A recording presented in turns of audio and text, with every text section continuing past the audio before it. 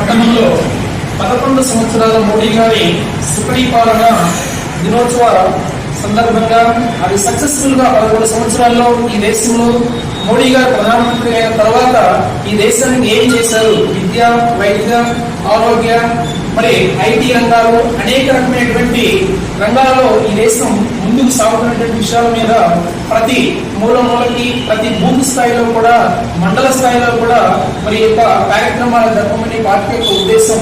అందులో భాగంగానే ఈనాడు మనం మార్కాపురం పట్టణంలో ఈ యొక్క 11 సంవత్సరాల 2047కి భారతదేశం అనేటువంటి వికసిత భారత సంకల్ప దిశగా పరుగులెడుతున్నటువంటి సందర్భంగా ఈనాడు ఈ కార్యక్రమం ఏర్పాటు చేయడం జరిగింది.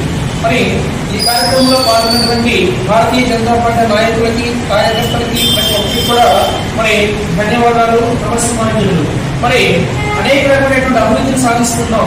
మరి రోడ్ల విషయంలో కావచ్చు, మరి 90% పైగా ఈనాడు రోడ్ల విషయంలో మనం ముందుకు వెళ్ళినటువంటి విద్యారంగంలో కూడా ముందుకు వెళ్తున్నాము. ఆరోగ్యపరంగా కూడా మనం సాధించిన భారత కార్డు కూడా 5 లక్షల బీమా పథకాన్ని కూడా ముందులో ప్రతి ఒక్కరికి, ప్రతి పేదవాళ్ళకి అందించే విధంగా ఈనాడు నరేంద్ర మోడీ గారి ప్రభుత్వం పనిచేస్తుంది.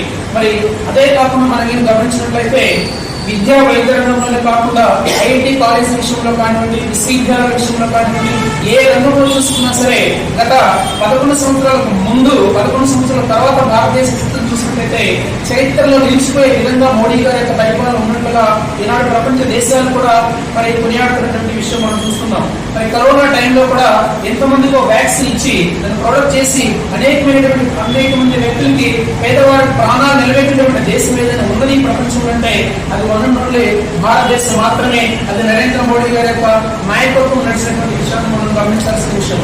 ఒకప్పుడు భారతదేశం అంటే అప్పుడు దేశం ఉన్నటువంటి పరిస్థితి నుంచి ఈనాడు అప్పు కాదు, ఇతర దేశాలకు సహకారాన్ని అందిస్తూ మరి అనేక విషయాల్లో పెద్దగా ఉన్నటువంటి దేశంగా తీర్చిదిద్దుతున్నటువంటి దేశంగా నరేంద్ర మోడీ గారి యొక్క ప్రభుత్వం పనిచేస్తున్నటువంటి విషయాన్ని కూడా మనం గమనించాలి. మరి ఇంతటి సుపరిపాలన ప్రభుత్వాన్ని అందిస్తున్నటువంటి ఈ ప్రభుత్వంలో మనం కూడా ఈనాడు ఆంధ్రప్రదేశ్ రాష్ట్రంలో ఈ మధ్య కాలంలో జరిగినటువంటి 2024 ఎన్నికల్లో కూడా మనం ఎన్డీఏ కూటమిగా జనసేన పార్టీ, టీడీపీ పార్టీతో కలిసి మనము బీజేపీ పార్టీ వాళ్ళ ప్రభుత్వాన్ని ఏర్పాటు చేస్తాం. ఈనాడు మన ఆంధ్రప్రదేశ్ రాష్ట్రంలో ప్రభుత్వంలో అధికారంలో ఉన్నటువంటి విషయాన్ని కూడా మనం గమనించాల్సినటువంటి విషయం. మరి గత ప్రభుత్వాలు ఏవైతే లోపాలు ఉన్నాయో వాటన్నిటిని అధిగమిస్తూ ఆ పక్షాల నుంచి ప్రక్షాళన చేసుకుంటూ ఆర్థిక వ్యవస్థని గాడిలో పెడుతున్నటువంటి విషయాన్ని కూడా మనం గమనించాలి. ఈ మధ్య కాలంలో మనం చూసినట్లయితే ఆ క్రమంలో మరి మన ముఖ్యమంత్రి, ఎన్డీఏ కూటమి ప్రభుత్వ ముఖ్యమంత్రి అయినటువంటి నారా చంద్రబాబు నాయుడు కూడా ఆ విధంగా ముందుకు వెళ్తూ ఉన్నారు. మరి మనం కూడా ప్రభుత్వంలో భాగస్వామ్యం కాబట్టి ఇంకా పేదలకి ఈ పథకాలు అందుతున్నాయి లేదా,